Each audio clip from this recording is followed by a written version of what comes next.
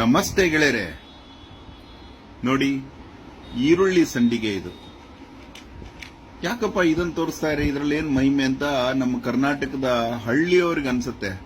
ಆದ್ರೆ ನಾವು ಎಷ್ಟೋ ವರ್ಷಗಳಿಂದ ಪಟ್ಟಣ ಸೇರಿದವರಿಗೆ, ಪಟ್ಟಣಗಳು ಮುಂಬೈ ಬೆಂಗಳೂರು ಸೇರಿದವರಿಗೆ ಇದು ಅಚ್ಚರಿ ಮೂಡಿಸೋದಂತೂ ಸತ್ಯ. ಇತ್ತೀಚೆಗೆ ಬಿಳಿಚೋಡ್ಗೆ ಹೋದಾಗ ಬಿಳಿಚೋಡಿನ ಗೃಹಿಣಿಯೊಬ್ಬರು ನಮ್ಮ ಸ್ನೇಹಿತನ ತಾಯಿ ಇದನ್ನ ಒಂದು ಮೂಟೆ ಕಟ್ಕೊಟ್ರು. ಪಾಪ ಕಷ್ಟಪಟ್ಟು ಮಾಡಿರೋದು ಈರುಳ್ಳಿ ಸಂಡಿಗೆ, ರಾಗಿ, ಅಕ್ಕಿ ಹಿಟ್ಟು ಎಲ್ಲ ಹಾಕಿ ಮಾಡ್ತಾರೆ.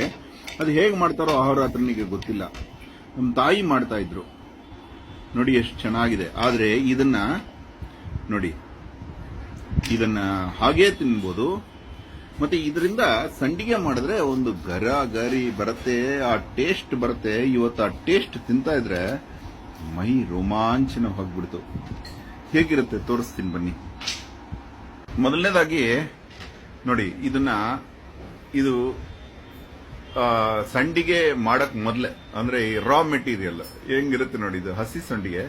ಇದನ್ನ ಬಿಸಿಲಿಗೆ ಹಾಕಿ ಎಲ್ಲ ಮಾಡ್ತಾರೆ ಹಳ್ಳಿಲಿ. ಇದನ್ನ ತಿಂದ್ರೆ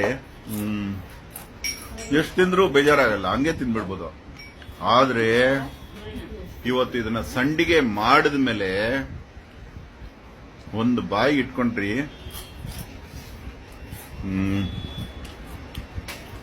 ಸ್ವರ್ಗ ಸುಖ. ಇದು ಆರೋಗ್ಯದ ಜೊತೆಗೆ ಆನಂದ ಕೊಡುತ್ತೆ.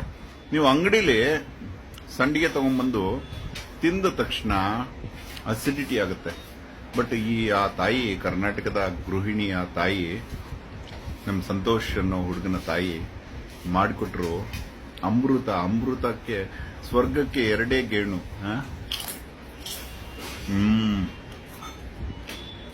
ರಾಮಧಾನ್ಯವಿದು, ಸಾಮಾನ್ಯ ಧಾನ್ಯವಲ್ಲ. ರಾಗಿ ಮುದ್ದೆ ನೋಡಿ, ರಾಗಿ ರಾಮಧಾನ್ಯ ಇದೆ. ರಾಗಿ ಮುದ್ದೆ ತಿಂದವನಿಗೆ ರೋಗ ಬರುವುದಿಲ್ಲ. ಇದರಿಂದ ಯಾವುದೇ ಅನಾರೋಗ್ಯ ಬರೋದಿಲ್ಲ. ಆಹಾ, ನೆನ್ಸ್ಕೋಬೇಕು ಬಿಳ್ಚೋಡು. ಎಷ್ಟು ಸುಂದರ ನೋಡಿ. ನಿನ್ನೆ ಹಸಿದೆಲ್ಲ ತಿಂದ್ವಿ,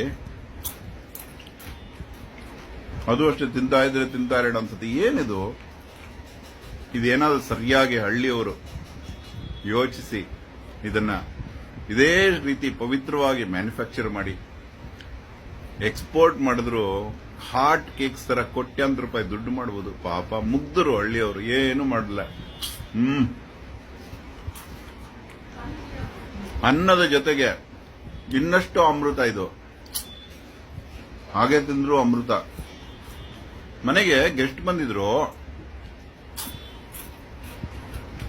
ಮಹಾರಾಷ್ಟ್ರೀಯನ್ನು. ಆಶ್ಚರ್ಯ ಪಟ್ಬಿಟ್ರು, ಏನ್ ಸರ್ ಇದು ಅಂತ. ಆ ತಾಯಿ ಮೊನ್ನೆ ಬಿಳ್ಚೋಡಿಂದ ಕೊಟ್ರಲ್ಲ, ಅವರು 100 ವರ್ಷ ಸುಖವಾಗಿರ್ಲಿ. ಇಂಥದ್ದನ್ನೆಲ್ಲ ನಾವು ಎನ್ಕರೇಜ್ ಮಾಡಬೇಕು. ಪಟ್ಟಣದಲ್ಲಿರೋರು ಹಳ್ಳಿಯಿಂದ ತರಿಸ್ಕೊಂಡು ತಿನ್ನಿ. ಆಹಾ, ತುಂಬಾ ಒಳ್ಳೇದು. ನೀವು ಎಲ್ಲ ಯಾಕೆ ನಿಮ್ಮನ್ನ ಅನ್ಕೋಬೇಡಿ, ಅವರ ಹತ್ರ ನಮ್ಗೆ ಯಾಕೆ ಈ ರೀತಿ ಆಸೆ ಬರಂಗ್ ಮಾಡ್ತಾ ಇರೋದು. ದೇವರಣಿಗೂ ನೀವು ಅದ್ರ ಆಸೆಗೋಸ್ಕರ ಆದ್ರೆ ಇದನ್ನ ತರಿಸ್ಕೊಂಡು ನಿಮ್ ತಂದೆ ತಾಯಿಗಳಿಗೆ ಬಂದ್ರೆ ಇದನ್ನ ಮಾಡಿಸ್ಕೊಂಡು ತಿನ್ಲಿ ಅಂತ ಬೇಕು ಅಂತ ಮಾಡ್ತಾ ಇರೋದು.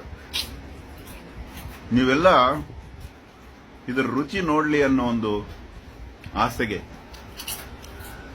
ಅವ್ರ ಹತ್ರ ಏನ್ ಮಾಡಿದ್ರು ಆ ಸುಖ ಇನ್ನೊಬ್ರು ಹಂಚ್ಕೊಳ್ಳಿ ಅಂತ ಬಯಸ್ತಾನೆ, ಚಿಕ್ಕ ವಯಸ್ಸಿಂದ ಅಷ್ಟೇ. ಇವನು ಯಾವ ಕವನ ಬರೆದ್ರೆ ಎಲ್ಲರೂ ಬರೀಲಿ, ಮರ ಕಾಪಾಡಿದ್ರೆ ಎಲ್ಲರೂ ಮರ ಕಾಪಾಡ್ಲಿ, ಅದ್ರ ಸುಖ ಆಗೋಯ್ತು. ಇದು ಏನು ತಿಂದ್ರು ಎಲ್ಲರೂ ತಿನ್ಲಿ, ದಾವಣಗೆರೆ ದೋಸೆ ತಿಂದ್ರೆ ಎಲ್ಲರೂ ತಿನ್ಲಿ, ಮೈಸೂರು ಮಸಾಲ ತಿಂದ್ರೆ ಎಲ್ಲರೂ ತಿನ್ಲಿ, ಯಾವ್ದಾದ್ರು ಹೋಟೆಲ್ ತಿಂಡಿ ಚೆನ್ನಾಗಿದೆ ಎಲ್ಲರೂ ಮಾಡ್ಲಿ, ಯಾವ್ದಾದ್ರು ದೇವಸ್ಥಾನ ಚೆನ್ನಾಗಿದ್ರೆ ಎಲ್ಲರೂ ನೋಡ್ಲಿ. ಇದು ಇವನು ಹುಟ್ಟುಗುಣ. ನೀವೆಲ್ಲ ತಿಂದು ನೋಡ್ಲೇಬೇಕು ಗೆಳೆಯರೆ. ಧನ್ಯವಾದ. ಅಹೋರಾತ್ರ.